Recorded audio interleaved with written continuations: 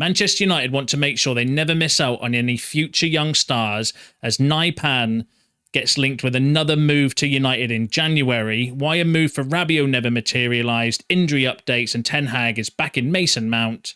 This plus all the latest Manchester United news and transfer news that will keep you right up to date with everything. Welcome to Man United Review. My name's Jamie. Before we get into it, please smash a like on the video and let's jump straight into it. So let's go through what I think's fairly positive news is that Tyrell Malacia is back. So this came from the official Manchester United website saying that Manchester United left-back Tyrell Malacia is stepping up his comeback following a spell on the sidelines. As he took part in the warm-up part of Friday's training session at Carrington, the Netherlands international was welcomed back onto the grass by his teammates, who all applauded as he made his way through the pitch at our base. Obviously, his colleagues were delighted as he joined in with the rondos before later continuing with individual sessions. So that's massive news, in my opinion, not just for United, because we've not got any any left backs available at the moment, and there's still question marks over he only just signed, so we've not really seen that, not too much from Malacia, because he was more of a bit part player when he got injured anyway, although I did like a few of his performances, and he did look like he had something in him. Whether he's good enough to be a first-team left-back or not, it's difficult to say, because, again, we didn't really see that much of him before he got injured. But massive news for him personally. He's been out for, nearly 18 months, I think it is, which is insane for a footballer to miss that amount of football. I mean, he's 25 now, and with him being a bit part player beforehand, I've got massive question marks as to whether he would be anywhere near the player that he was before. But then also, how long is he likely to stay fit for? I know they'll do their best to try and minimise the impact, and they're not necessarily in a rush to bring him in, because thankfully at the moment we do have Mazraoui and Dalot who can fill in at the fullbacks. But yeah, it's just so many question marks around him. Will he stay fit? How long will he stay fit for? Will he ever recover from that amount of time out of football? That's a massive amount when you're that young to miss in football. But I'm just really glad for him himself, because to be out that sort of time, you're looking at career enders to be out 18 months as a footballer. So massively important just for him, just to be back with a chance of hopefully building up his fitness and getting back and playing football again, I think would be a big achievement. So I'm buzzing for him personally. And obviously we need, the more players we do have back, the better. And but yeah, really important, I think, to see him back just playing football for me personally. But let me know what you think in the comments. He's not the only player that's returned back as well, because Victor Lindelof was also back in full team training now after his injury through the summer, or his transfer window flu.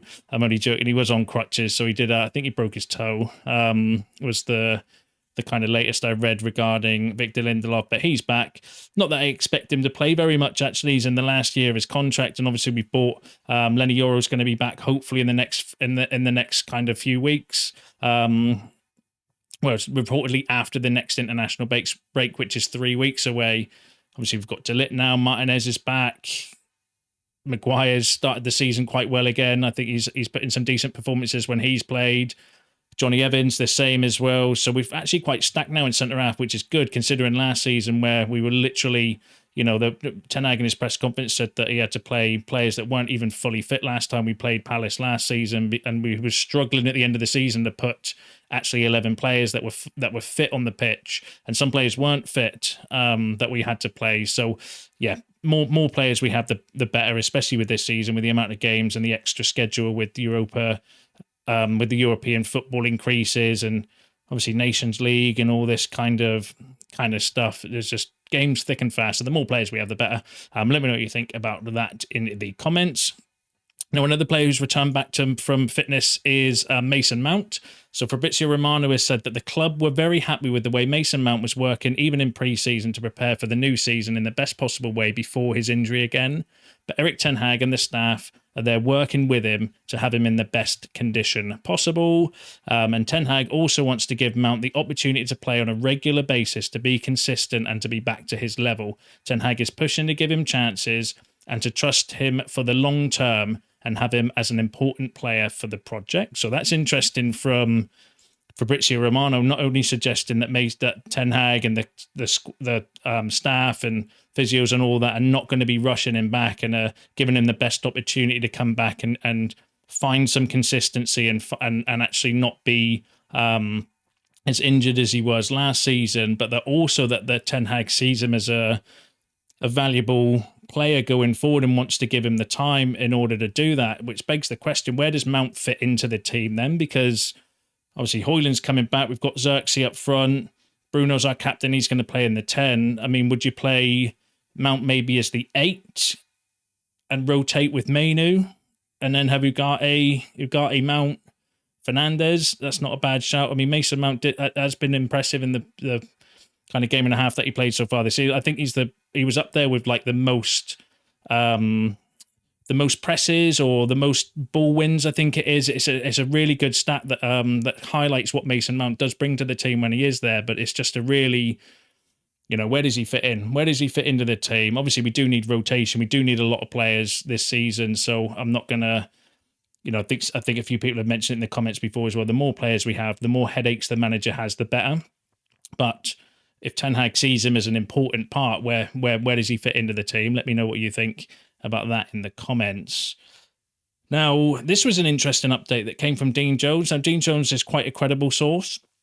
I'm not an Ornstein or a Romano, but he's decent, saying that Manchester United are intent on making sure they don't miss out on top young talents for the coming years when they have been early to scout them instead of paying premiums later down the line. So that's a really interesting update, and it kind of fits in with what we've been saying over the last few days and few weeks, that Ineos are going to be going for these younger players. They're going to believe in the scouts. They're going to be allocating budgets each transfer window to go out and get like a Kone and these types of players. And Dean Jones saying there that United are going to start doing that more because they don't want to miss out on players that they're early to scout but never have the balls to go in and buy. Casido being an obvious one that just springs straight to mind. Erling Haaland is another one. There's an extensive list of players that United have scouted at young ages, but no one at the clubs had the bottle or the balls or the football knowledge or whatever, however you kind of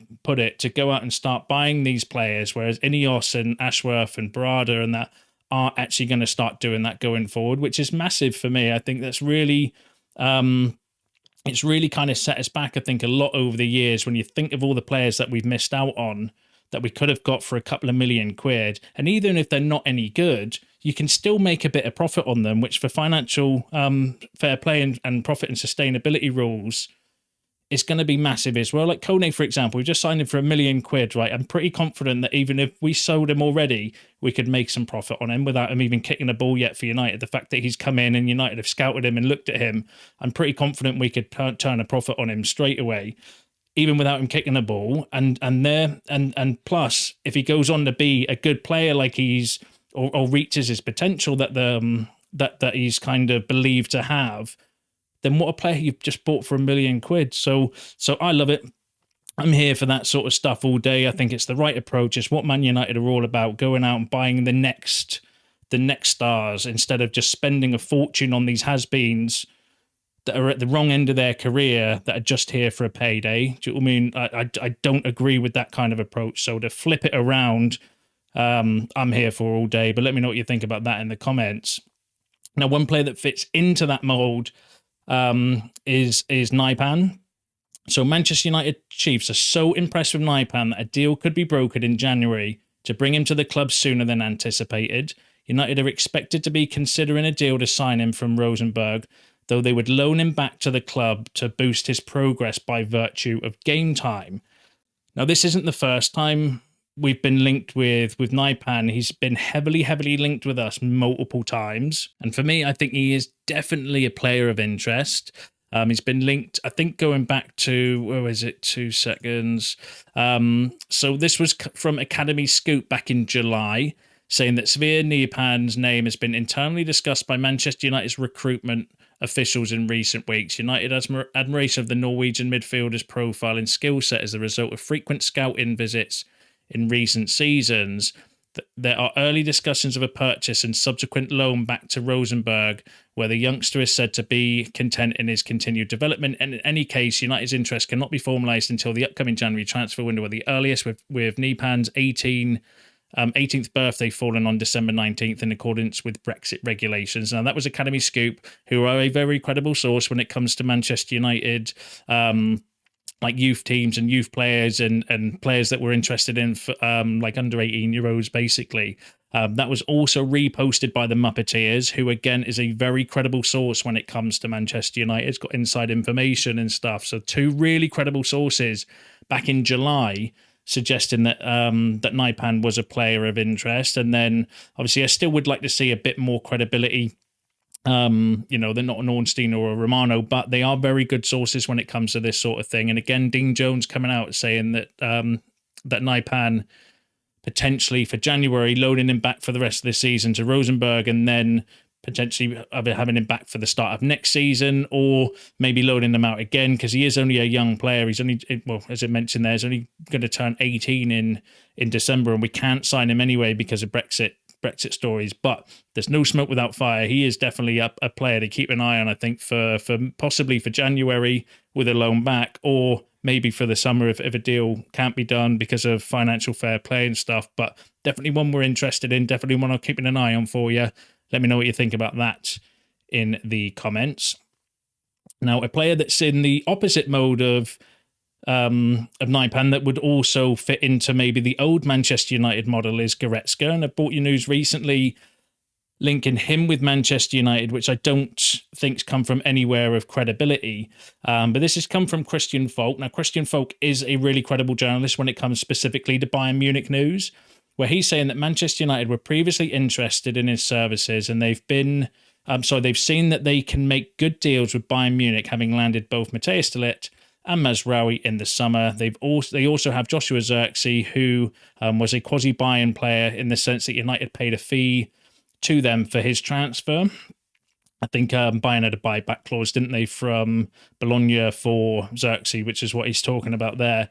And then he also said that I think they know that Bayern Munich players have quality and he would be a good fit. Plus, they were interested previously. I'm sure that if they need someone in midfield in the winter window and were to knock on Bayern's door, there's a big chance. So Christian Falk, it was in the Manchester Evening News and everyone, and I think it's been a little bit blown out of proportion what he said, because if you read the words, he said, I'm sure if they needed someone in midfield and were to knock on Bayern's door, there's a big chance we could get Goretzka. But there's lots of ifs and buts in there as well. So he's not saying United are going for him or are interested in him. But if we did, then there might be a chance we could. But I don't think Ineos are going to go anywhere near this sort of deal. 29-year-old on 250 grand a week, I think it was, from the video I bought you the other day. Totally against the mold and the model that Ineos and United are going to be doing going forward. That's a Murta, Arnold, Glazers signing. That is not a Barada, Ashworth, Wilcox type signing going forward. I don't think they're going to go anywhere near these sort of players that are at the twilight of their career on an absolute fortune for a few years as like a stopgap signing. No way. I can't see that one happening personally. I mean, if we do get desperate and we need a player, and, obviously anything can change in football, but I personally can't see it. I think it goes against the grain. But let me know if you agree with that in the comments. Also, let me know if you disagree with that in the comments, because I'd be interested to hear your opinions on that. And and this is another reason why I believe that's the case. So, obviously, a player that's very similar to Goretzka, Adrian Rabiot, similar age, both 29. Both wanted an absolute, or one's on a fortune, one wants a fortune in wages. And Romano was saying that there were very big proposals from Turkey and Saudi, but he only wanted to play in one of Europe's top leagues. Romano said, wrote for Court Offside, the Premier League was his dream, but his salary requests were considered too expensive. So this is when he was talking about why Rabiot never moved to the Premier League, and basically saying that his salary requirements were too expensive, so no one in the Premier League would touch him, which is why he's ended up going to Marseille, is it, I believe, which is crazy, isn't it, that he's effectively priced himself out of a move to the Premier League for being greedy, which is, anyone that was kind of saying that in the comments on the previous videos when we were discussing Rabiot, fair play to you. You know, I think a lot of you's called it in the comments. Do you know what I mean? That he's just there for the money. He's there for a payday. I said it on multiple videos as well, that it just feels like he's using United to get a big payday, and I don't want to get a player in that's only going to be here for the money. And that's exactly what it seems like it was for Rabiot. And there's similarities between Goretzka, and I don't think Ineos are going to go anywhere near those deals personally. The Nypan one, though, I could see happening. I think there's no smoke without fire with that.